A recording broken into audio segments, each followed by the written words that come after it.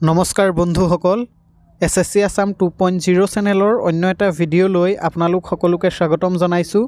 এই ভিডিঅ'টোত আমি আসাম পুলিচ আসাম গেট 3 এক্সামত সহায় হোৱাকৈ মক টেষ্ট পাৰ্ট 2 ডিছকাছ কৰিম। আশা কৰোঁ ভিডিঅ'টোৱে আপোনালোকক যথেষ্ট সহায় কৰিব। বলক ভিডিঅ'টো আৰম্ভ কৰোঁ। আমাৰ ফাৰ্ষ্ট কুৱেশ্যনটো হ'ল বিশ্ব কৰ্কট দিৱস কোন তাৰিখে পালন কৰা হয়? ইয়াৰ ৰাইট এনচাৰটো হ'ব অপশ্যন এ 4 ফেব্ৰুৱাৰী। বিশ্ব কৰ্কট দিৱস 4 ফেব্ৰুৱাৰী তাৰিখে পালন কৰা হয়। আমাৰ নেক্সট কুৱেশ্যনটো হ'ল 38 সংখ্যক ৰাষ্ট্ৰীয় খেলত পুৰুষৰ 10 মিটাৰ পিষ্টল শাখাত কোনজন খেলুৱৈয়ে সোণৰ পদক লাভ কৰিছে? ইয়াৰ ৰাইট এনচাৰটো হ'ব অপশ্যন চি জোনাথন এন্থনী। 38 সংখ্যক ৰাষ্ট্ৰীয় খেলত পুৰুষৰ 10 মিটাৰ পিষ্টল শাখাত জোনাথন এন্থনীয়ে সোণৰ পদক লাভ কৰিছে। আমাৰ নেক্সট কুৱেশ্যনটো হ'ল শেহতীয়াকৈ কোনে সপ্তমবাৰৰ বাবে বেলাৰুছৰ ৰাষ্ট্ৰপতি হিচাপে নিৰ্বাচিত হৈছে? ইয়াৰ ৰাইট এনচাৰটো হ'ব অপশ্যন এ আলেকজেণ্ডাৰ লুকাছেংকো। আলেকজেণ্ডাৰ লুকাছেংকো সপ্তমবাৰৰ বাবে বেলাৰুছৰ ৰাষ্ট্ৰপতি হিচাপে নিৰ্বাচিত হৈছে। আমাৰ নেক্সট কুৱেশ্যনটো হ'ল কোন বছৰত ভাৰতীয় ৰিজাৰ্ভ বেংকক ৰাষ্ট্ৰীয়কৰণ কৰা হৈছিল? ইয়াৰ ৰাইট এনচাৰটো হ'ব অপশ্যন বি 1949 চনত। আমাৰ নেক্সট কুৱেশ্যনটো হ'ল কোন চনত ডক্টৰ ভূপেন হাজৰিকাক অসম ৰত্ন সন্মান প্ৰদান কৰা হৈছিল? ইয়াৰ ৰাইট এনচাৰটো হ'ব অপশ্যন চি 2009 চনত। ডক্টৰ ভূপেন হাজৰিকাক অসম ৰত্ন সন্মান 2009 চনত প্ৰদান কৰা হৈছিল। আমাৰ নেক্সট কুৱেশ্যনটো হ'ল শীতল দেৱী তলত উল্লেখ কৰা কোনটো খেলৰ সৈতে জড়িত? ইয়াৰ ৰাইট এনচাৰটো হ'ব অপশ্যন চি ধনুৰ্বিদ্যা।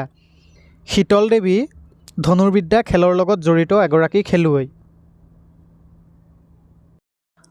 আমাৰ নেক্সট কুৱেশ্যনটো হ'ল গোৱালপৰীয়া লোকগীতৰ ৰাণী হিচাপে কাক জনা যায়? ইয়াৰ ৰাইট এনচাৰটো হ'ব অপশ্যন বি প্ৰতিমা পাণ্ডে। প্ৰতিমা পাণ্ডেক গোৱালপৰীয়া লোকগীতৰ ৰাণী হিচাপে জনা যায়। আমাৰ নেক্সট কুৱেশ্যনটো হ'ল তলত উল্লেখ কৰা কোনজন সাহিত্যিকে তেওঁৰ চুটিগল্পৰ সংকলন শৃংখলৰ বাবে সাহিত্য অকাডেমী বঁটা লাভ কৰিছে? ইয়াৰ ৰাইট এনচাৰটো হ'ব অপশ্যন বি ভৱেন্দ্ৰনাথ শইকীয়া। ভৱেন্দ্ৰনাথ শইকীয়াই তেওঁৰ চুটিগল্পৰ সংকলন শৃংখলৰ বাবে সাহিত্য অকাডেমী বঁটা লাভ কৰিছে। আমাৰ নেক্সট কুৱেশ্যনটো হ'ল কোনজন ব্যক্তিক ভোৰতাল নৃত্যৰ প্ৰতিষ্ঠাপক বুলি জনা যায়? ইয়াৰ ৰাইট এনচাৰটো হ'ব অপশ্যন চি নৰহৰি বুঢ়াভকত। নৰহৰি বুঢ়াভকতক ভোৰতাল নৃত্যৰ প্ৰতিষ্ঠাপক হিচাপে জনা যায়। আমাৰ নেক্সট কুৱেশ্যনটো হ'ল আৰুনাই কোন সম্প্ৰদায়ৰ পৰম্পৰাগত পোছাক? ইয়াৰ ৰাইট এনচাৰটো হ'ব অপশ্যন এ বড়ো। আৰুনাই বড়োসকলৰ পৰম্পৰাগত পোছাক। আমাৰ নেক্সট কুৱেশ্যনটো হ'ল কৰম পূজা কোনে উদযাপন কৰে? ইয়াৰ ৰাইট এনচাৰটো হ'ব অপশ্যন এ চাহ জনগোষ্ঠী। কৰম পূজা চাহ জনগোষ্ঠী সম্প্ৰদায়ৰ লোকসকলে উদযাপন কৰে। আমাৰ নেক্সট কুৱেশ্যনটো হ'ল ডক্টৰ বেজবৰুৱা চলচ্চিত্ৰটি কোনে পৰিচালনা কৰিছিল? ইয়াৰ ৰাইট এনচাৰটো হ'ব option A Brajen Barua. Doctor Bezbarua চলচ্চিত্ৰটি ব্ৰজেন বৰুৱাই পৰিচালনা কৰিছিল। আমাৰ নেক্সট কুৱেশ্যনটো হ'ল তলৰ কোনখন ৰাজ্য ভাৰতৰ উপকূলত অৱস্থিত নহয়? ইয়াৰ ৰাইট এনচাৰটো হ'ব অপশ্যন ডি মধ্যপ্ৰদেশ। মধ্যপ্ৰদেশ ভাৰতৰ উপকূলত অৱস্থিত নহয়। আমাৰ নেক্সট কুৱেশ্যনটো হ'ল ভূটানৰ ৰাজধানী কি? ইয়াৰ ৰাইট এনচাৰটো হ'ব অপশ্যন বি থিম্ফু। ভূটানৰ ৰাজধানী থিম্ফু। আমাৰ নেক্সট কুৱেশ্যনটো হ'ল 2024 চনৰ পেৰিছ গ্ৰীষ্মকালীন অলিম্পিকত কিমানবিধ খেল খেলোৱা হৈছিল? ইয়াৰ ৰাইট এনচাৰটো হ'ব অপশ্যন চি 32 বিধ।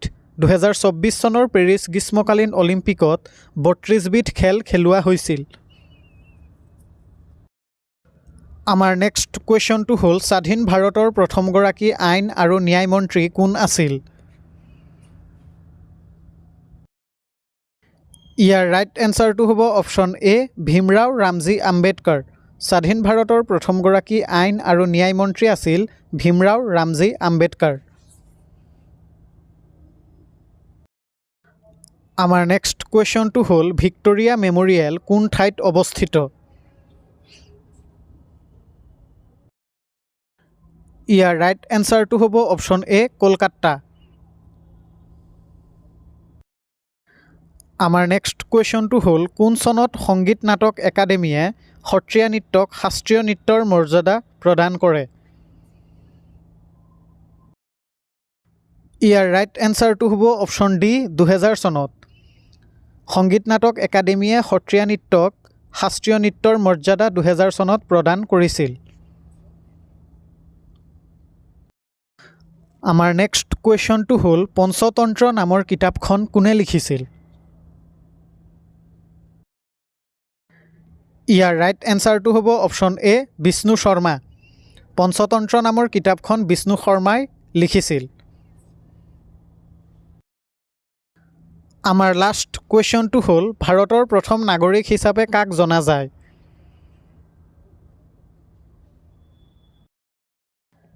ইয়াৰ ৰাইট এনচাৰটো হ'ব অপশ্যন এ ৰাষ্ট্ৰপতি। ভাৰতৰ ৰাষ্ট্ৰপতিক ভাৰতবৰ্ষৰ প্ৰথম নাগৰিক হিচাপে জনা যায়।